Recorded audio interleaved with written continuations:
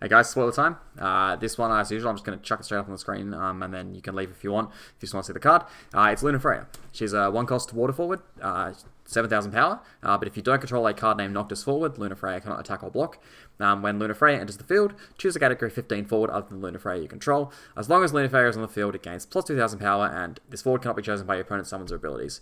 So in a vacuum, this effectively functions as a Charlotte for a category 15 forward, and 1-cost 7k is obviously that's a good body. That's like your general vanilla line. That's about as acceptable as it gets for vanillas these days. Anything more expensive or worse stats is not good enough.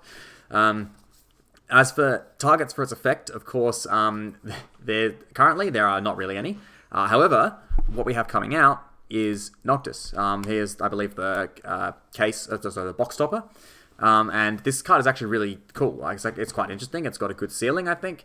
And Luna Freya happens to be in the correct element for it. So water, as generally when we've seen things to do with partying, which is what Noctis wants to do, water has almost always been the best element for that. So there's plenty of support for party attack decks in water. We've got Yuna is obviously an excellent one. She's probably the best one at the moment. Andoria is just a good backup to have in those decks. And Rosa can be, especially for something like Noctis who wants, parties, lots of parties. Rosa basically turns every single attacker into a party, assuming they can party with water forwards. And then you also obviously got Sarah, which can search Noctis. And you've got Lena, who can revive Luna Freya.